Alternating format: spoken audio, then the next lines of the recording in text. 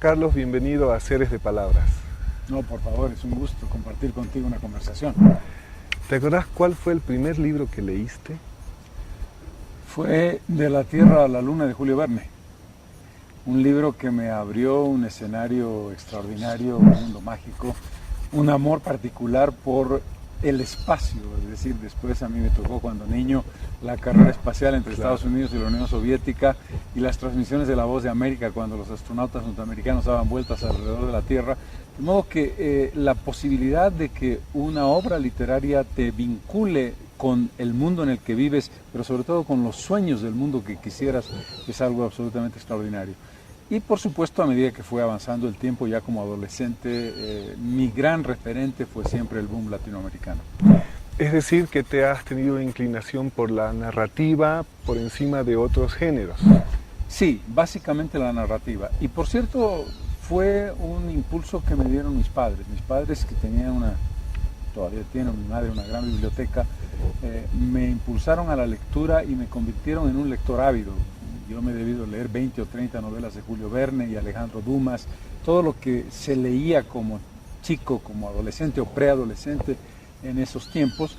Y la aproximación más importante es el gusto por leer, el disfrute de la lectura, la construcción de mundos personales a través de la lectura, que luego te convierten en un consumidor inacabable e insaciable de lectura.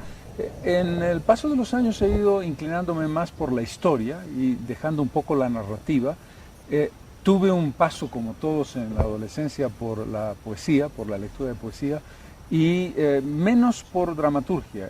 En general, mi inclinación dominante es la narrativa, es el relato largo, la novela. Y llegó un momento en el que comenzaste a escribir todavía sin ningún horizonte de publicar. ¿Desde cuándo escribís Los en tu carrera? Los primeros cuentos que escribí, los escribí cuando tenía 10 años, que eran por supuesto cuestiones absolutamente infantiles. Después, en la época de la adolescencia y la primera juventud, obviamente un río interminable de poemas. Típicos de la edad. Poemas que no solamente estaban vinculados a cuestiones amorosas, estaban vinculados también a una mirada sobre el país, sobre la sociedad, a nivel de poesía, un poco una visión muy subjetiva.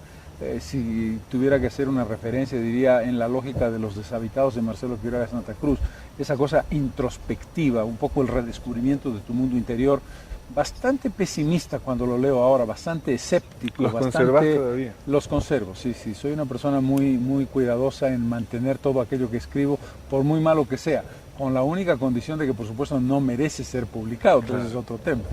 Muchos escritores reniegan de su primer libro, ¿no? Es decir, casi la mayoría, sí. Sobre todo los poetas, reniegan y hasta se avergüenzan de su primer libro, porque lo charlábamos con Mónica en otro programa.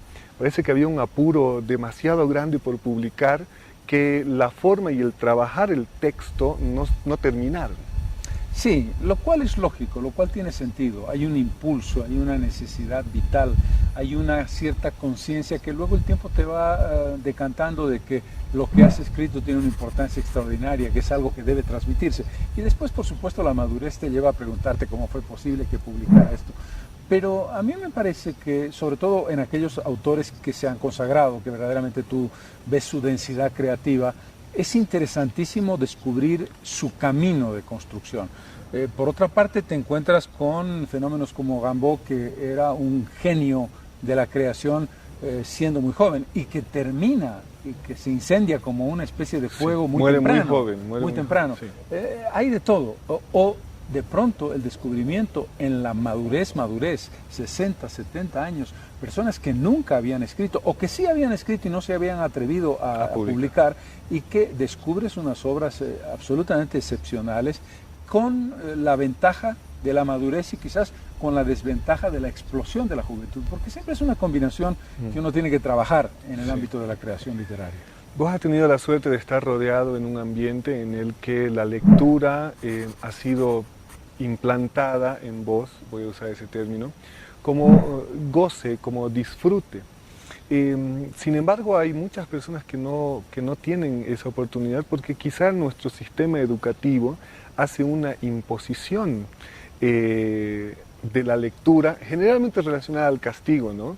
El alumno que llegó tarde, el alumno que no sé qué, ya, me lee, no sé, la Chascañahui o no sé, y me hace un resumen, ¿no? Entonces está ligado al tema del castigo, ¿no? Cuando en realidad debería ser, lo que te decía, una cuestión relacionada al goce y al disfrute, ¿no? Al tener la posibilidad de que un libro te abra un montón de otras oportunidades. Y no solamente al castigo, otro de los temas complicados es la mala enseñanza. El establecer un currículum forzado con una serie de obras inamovibles en las que el profesor no tiene ninguna participación de análisis y sobre todo de generar la curiosidad y el impacto de lo que representa la lectura. El concepto de tienes que leer, me van a leer de la página 28 a la página 47, sin contexto, sin generar la magia de la lectura. El problema es la combinación letal de lo que tú dices, el castigo, pero también en la enseñanza regular de las ciencias sociales hay un enfoque totalmente mecánico, totalmente repetitivo, absolutamente desprovisto del contexto y de la razón que te conduce a esa lectura. Y la imposibilidad, y esto es una cosa compleja, de que un profesor pueda abrir un espacio para otro tipo de lecturas. No es que yo esté en contra de algunas lecturas que me parecen imprescindibles, pero el profesor debería tener un margen de juego mayor, una flexibilidad para crear en su propia clase una lógica distinta que él entenderá de aproximarse a qué lees, cómo lees y por qué lees.